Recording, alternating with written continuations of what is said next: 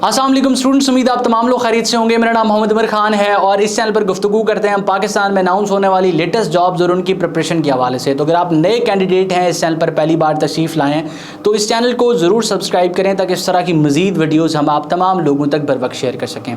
आज की इस वीडियो में मैं आपके साथ डिस्कस करने वाला हूँ कि आप स्क्रीनिंग टेस्ट को कैसे प्रिपेयर कर सकते हैं। अब ये वीडियो बेसिकली मैं इस कॉन्टेक्स्ट में बना रहा हूँ कि आज से कुछ अरसे के बाद FIA की तरफ से इंस्पेक्टर और असिस्टेंट डायरेक्टर का जो है वो स्क्रीनिंग टेस्ट लिया जाएगा।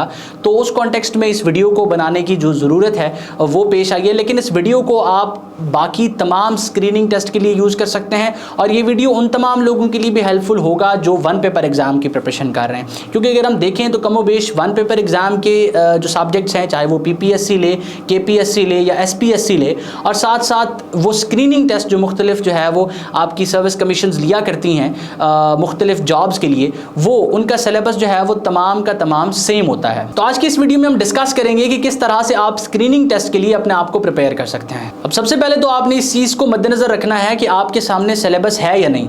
बाज़ औक़ात मुख्तलिफ पोस्ट इस तरह की होती हैं जिसके लिए आपको कहा जाता है कि बैचलर्स की डिग्री रिक्वायर्ड है अप्लाई करने के लिए, या मास्टर्स की डिग्री रिक्वायर्ड है अप्लाई करने के लिए, तो आपसे जो स्क्रीनिंग टेस्ट लिया जाएगा वो भी उसी बेसिस का होगा। इस सूरत हाल में आपके पास कोई सिलेबस नहीं होता। जबकि दूसरी कंडीशन ये होती है, जिस तरह से FIA ने अभी सिलेबस दिया है तो उन्होंने इंस्पेक्टर के लिए और जो है वो असिस्टेंट डायरेक्टर दोनों के लिए सिलेबस को डिफाइन कर दिया है, जिसमें आप लोगों के पास सब्जेक्ट्स मौजूद होंगे। और इसी तरह अगर आप KPPMS के लिए प्रिपेयर कर रहे हैं या किसी भी और स्क्रीनिंग टेस्ट के लिए प्रिपेयर कर रहे हैं तो आपके पास बेसिकली सब्जेक्ट्स मौजूद होंगे। तो जब आपके पास सिलेबस मौजूद होगा तो सिलेबस की बेसिस पे आपने डिवीजन करनी है। सबसे पहले आप उन सब्जेक्ट्स को टच करें जो आपके लिए आसान है। फॉर एग्जाम्पल, एक कैंडिडेट के लिए काफ़ी आसान है कि वो इस्लामिक स्टडीज़ से स्टार्ट करे या फिर वो पाकिस्तान स्टडीज़ से स्टार्ट कर ले। इसकी रीज़न ये हो सकती है कि या तो उसका एजुकेशनल बैकग्राउंड इस तरह का है या एटलीस्ट उसने प्रीवियस नॉलेज इस तरह से एक्वायर किया हुआ है कि इस्लामिक स्टडीज़ या पाकिस्तान स्टडीज़ को पढ़ना उसके लिए काफ़ी आसान है। अब ऐसा आपने क्यों करना है? क्योंकि जब आप ऐसे सब्जेक्ट के साथ स्टार्ट करेंगे जिससे आप फेमिलियर होंगे या जिसको पढ़ना आपके लिए आसान है, तो आपका कॉन्फिडेंस भी बूस्ट होगा, साथ साथ आपकी कॉन्सेंट्रेशन भी जो है वो ज़्यादा होगी। अब जब आपके सामने सिलेबस आ गया, आपने सब्जेक्ट सेलेक्ट कर लिया, तो अब सवाल आता है कि तैयारी बेसिकली कैसे की जाए। क्या आप किसी किताब पर डिपेंडेंट होगे या फिर किसी और रिसोर्स को जो है वो आपको तलाश करना है जिससे आप तैयारी कर सकें। तो ये सारी चीज़ें बेबुनियाद हैं, ये जो है ना आपको बिल्कुल हेल्प नहीं करेंगे। आप जब भी वन पेपर एग्ज़ाम के लिए, स्क्रीनिंग टेस्ट के लिए प्रिपेयर करें, आपके जहन में ये होना चाहिए कि एक लॉन्ग जो है वो प्रोसेस है, एक टाइम टेकिंग प्रोसेस है, और इसको जो है वो अगर आप एक बार प्रिपेयर कर लेते हैं तो इसको रिपीटेडली आपको प्रिपेयर करने की जरूरत नहीं है। फॉर एग्जांपल, अगर आपने FIA के असिस्टेंट डायरेक्टर के लिए स्क्रीनिंग टेस्ट को प्रिपेयर कर लिया है तो कल को अगर आप PPSC या SPSC के किसी भी वन पेपर एग्जाम में बैठेंगे तो आप तकरीबन 95% अपने आप को प्रिपेयर्ड समझेंगे। आप सिर्फ नोट्स को रिवाइज करेंगे और जाके एग्जाम में बैठ जाएंगे। इसी तरह से अगर आप वन पेपर एग्जाम प्रिपेयर कर चुके हैं तो फिर आपको बार बार स्क्रीनिंग टेस्ट प्रिपेयर करने की जरूरत नहीं रहेगी। जिस तरह मैंने वीडियो के स्टार्ट में तज़किरा किया कि इन सब का सिलेबस मिलता जुलता होता है। तो जिस भी सब्जेक्ट से आप तैयारी को स्टार्ट करना चाहते हैं, सबसे पहले आपने उसकी आउटलाइन बनानी है। अब आउटलाइन बनाने से आपको क्या फ़ायदा होगा और आउटलाइन बेसिकली बनाई कैसी जाए।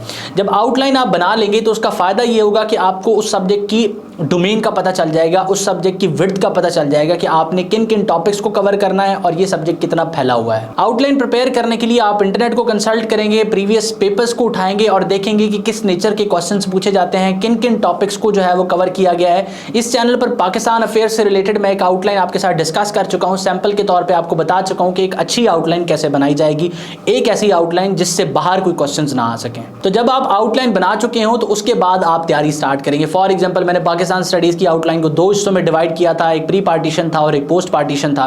प्री पार्टीशन को जब मैं स्टडी कर लूंगा फिर पोस्ट पार्टीशन की तरफ आऊंगा और मैं कोशिश करूंगा कि मैं डिस्क्रिप्टिव नेचर की तैयारी करूंगा, ब्रीफली हर टॉपिक का ओवरव्यू लूंगा। जब मैं अगर फॉर एग्जांपल प्री पार्टीशन को पढ़ रहा हूं और मैं वहां इंडस वैली सिविलाइजेशन को पढ़ रहा हूं तो इसको एज अ टॉपिक स्टडी करूंगा, इंटरनेट से मुख्तलिफ वीडियोज़ को देखूंगा, उससे रिलेटेड ब्रीफ जो है वो समरीज उस एरा से रिलेटेड पढ़ने की कोशिश करूंगा ताकि वो सारे फैक्ट्स मेरे जहन में आ जाए, मेरे नोट्स के अंदर इंक्लूड हो जाएं जो उस टॉपिक से रिलेटेड है। अब इससे होगा क्या कि जब भी कोई MCQ जो है वो आपका इंडस वैली सिविलाइजेशन से आएगा, मोहम्मद बिन कासिम से आएगा, या फिर दिल्ली सल्तनत से आएगा, मुगल से पूछा जाएगा, आप उन सारी चीज़ों को टॉपिक वाइज कवर कर चुके होंगे।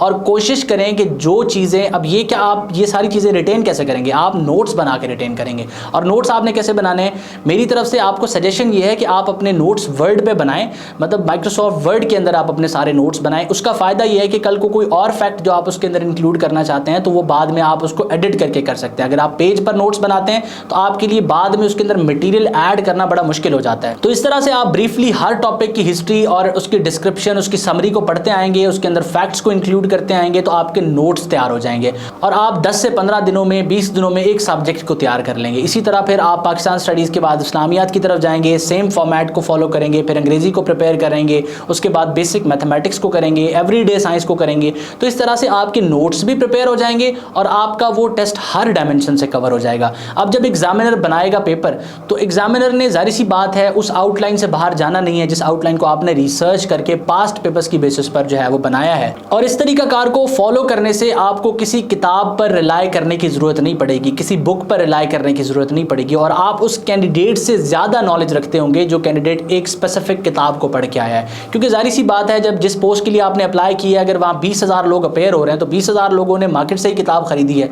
और मार्केट में कितनी तरह की किताबें अवेलेबल हैं, फॉर एग्जाम्पल 4 तरह की किताबें अवेलेबल हैं। कुछ कैंडिडेट्स ने चारों कंसल्ट की होती हैं, कुछ ने 2 की होती हैं, कुछ ने 1 की होती है। तो उमूमन उनका नॉलेज जो है वो एक स्पेसिफिक जगह पर जाके रुक जाएगा। लेकिन अगर आपने इस तरह से इन डेप्थ प्रिपरेशन की होगी, हर एस्पेक्ट को कवर करने की कोशिश की होगी, तो आपका नॉलेज जो है वो बड़ा ब्रॉड होगा और आप उन क्वेश्चंस को भी आंसर कर सकेंगे जिन क्वेश्चंस को वो लोग नहीं पढ़ सके।